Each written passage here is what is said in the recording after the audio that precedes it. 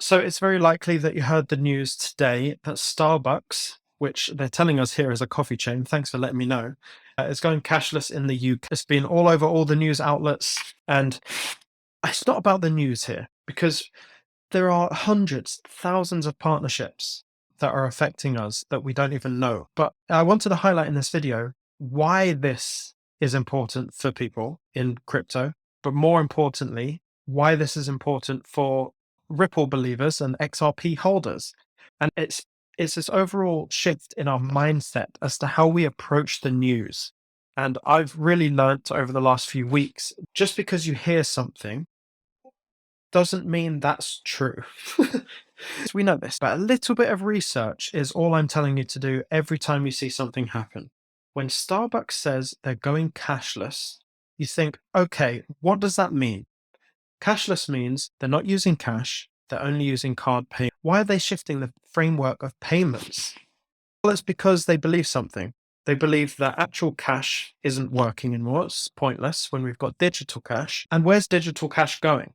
Well, that's basically going to be housed within cryptocurrency. And then you start to think, okay, who actually does the payment providing? Who does the financial technology for Starbucks? Who's like at the forefront of this underlying thing that's happening for Starbucks? A little bit of searching, you find fintech.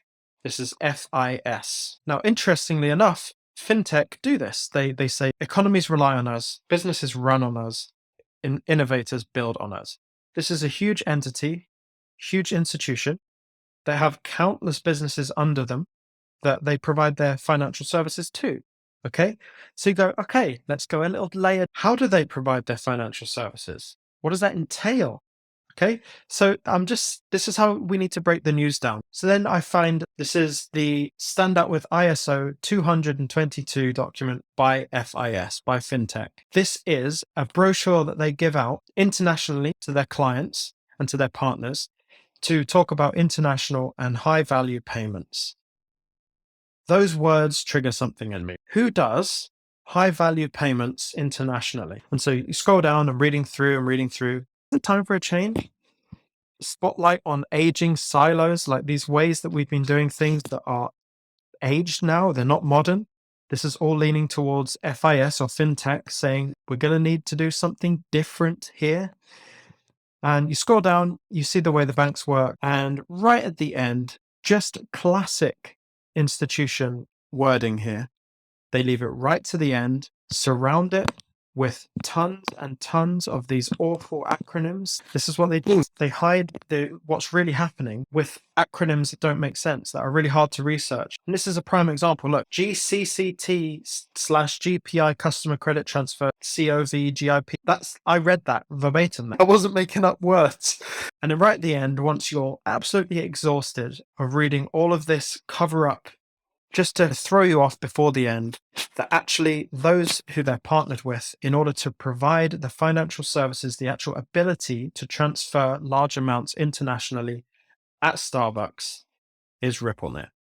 And what do we know about RippleNet? A product of Ripple that absolutely has to use XRP in that transfer of money, in the settlement of those huge payments at Starbucks across the world. People won't even go far enough as to say, oh, no, actually, it's just FIS.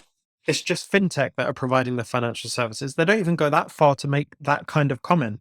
They just see the news and you don't think about what's going on deeper. But you take the little step forward. You go, okay, fintech is the partner they use for their financial services. How does the technology of fintech work? Oh, it's Ripple.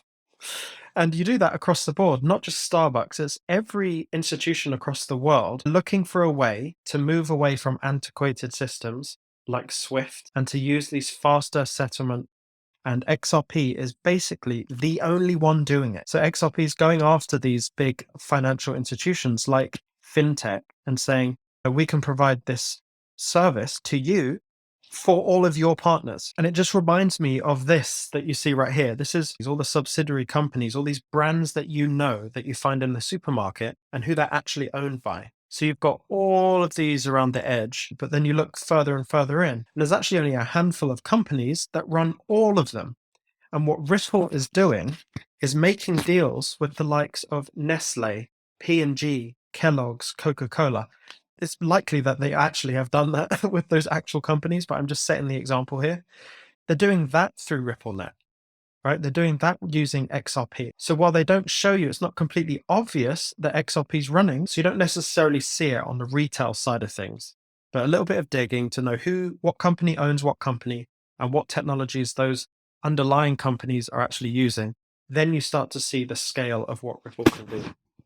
Although it's very small, Starbucks is tiny in comparison to what Ripple's really able to work on. The thought process that I've shown here is one I want you to continue on forward here. When you see news that comes out, do a little bit of digging. You'll probably find that Ripple is behind the payment side of things on that. Anyway, I've got a headache from the research I've done in the last 2 weeks. It's been incredibly exciting. So much so I've actually just come to my bedroom and recorded it here today. Get yourself prepared for October, November this year. If you're holding any of the X tokens, XRP, XLM, or XDC, pack some bags.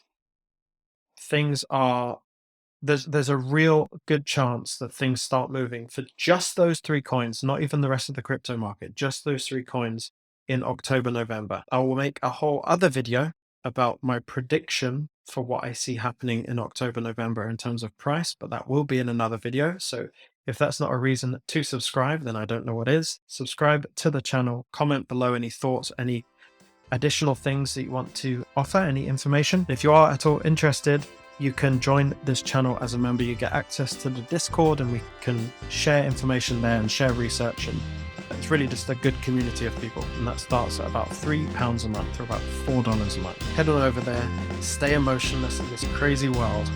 I'll see you in the next one.